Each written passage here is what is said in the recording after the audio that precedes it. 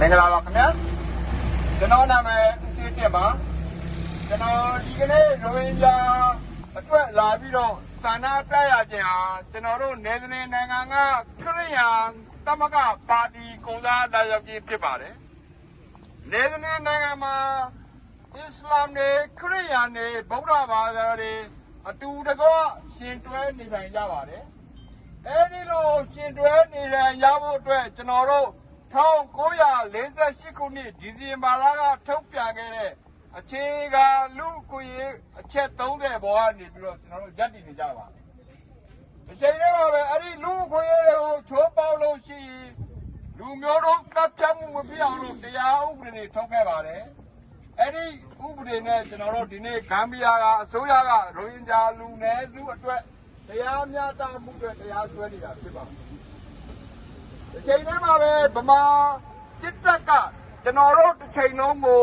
ရိုက်တွင်းထားတဲ့ခေါင်းတွေကအတိကဘင်္ဂလီနဲ့ရိုဟင်ဂျာဆိုတဲ့အတိဖြစ်ပါတယ်ဘင်္ဂလီဟာဘင်္ဂလီစကားပြောတဲ့လူမျိုးစုပါရိုဟင်ဂျာဟာရိုဟင်ဂျာစကားပြောတဲ့လူမျိုးစုပါ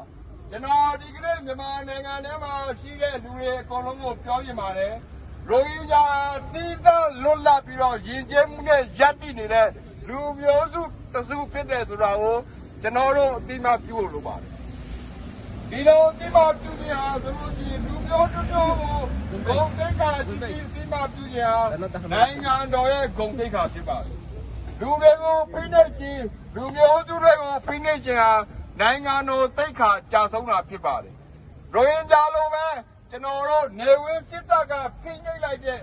လူမျိုးစုတွေမှာကရင်နီဆိုတာရှိပါတယ်အဲ့ဒီကရင်နီဟာအခုချိန်မှာဆိုရင်ကြားဆိုပြီးတော့နာမည်ပြောင်းသွားပါတယ်ဒီနေ့ကရင်နီတွေကလည်းသူတို့လွတ်လပ်ရေးအတွက်တိုက်ပွဲဝင်နေကြပါတယ်တနည်းအားဖြင့်ပြောရမယ်ဆိုရင်ရိုဟင်ဂျာညီကိုလိုများလို့ပဲကရင်နီညီကိုများဟာလည်းမျှတမှုတရားမျှတမှုသူတို့လူမျိုးရက်တည်းအတွက်ဆက်လက်တိုက်ပွဲဝင်နေကြတာဖြစ်ပါတယ်ကျွန်တော်တို့ဒီနေရာမှာပြောနေတာကကျွန်တော်တို့ဟာ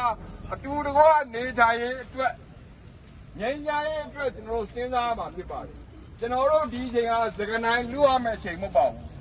ရှင်nhânတို့တရားနဲ့ပြေးသွားတဲ့တရားသူကြီးတွေကအမှန်ကန်ဆုံးအခြေအနေကိုဆုံးဖြတ်မှာဖြစ်ပါတယ်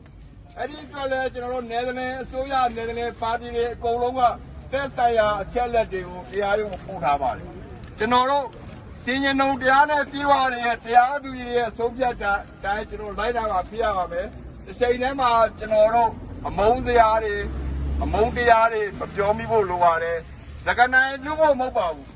။ရိုဟင်ဂျာကိစ္စဟာသက္ကနိုင်လူဖို့မဟုတ်ပါဘူး။ရိုဟင်ဂျာလူမျိုးဟာသက္ကနိုင်လူဖို့မဟုတ်ပါဘူး။ကျွန်တော်တို့အမှန်တရားပြောရတည်ဖို့လိုပါတယ်။ရိုဟင်ဂျာတွေရဲ့ယဉ်ကျေးမှုတွေကိုကျွန်တော်တို့ဝိုင်းဝန်းထိန်းသိမ်းဖို့လိုပါတယ်။ကျွန်တော်တို့ဗမာပြည်သားတိုင်းမှာတာဝန်ရှိပါတယ်။လူမျိုးတစ်မျိုးဟာရှားလူမျိုးတစ်မျိုးကို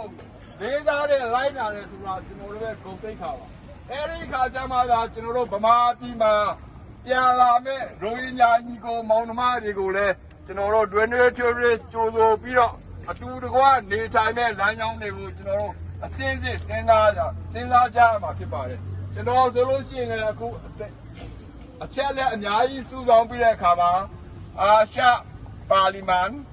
လူ့ခွင့်ရေးဖွဲ့တဲ့တိုင်ပင်လေးရှိပါတယ်ကျွန်တော်တို့ရိုဟင်ဂျာတွေဘယ်လိုနေရပြန်နိုင်မှုအစီအစဉ်ဆွဲကြမလဲဆိုတာ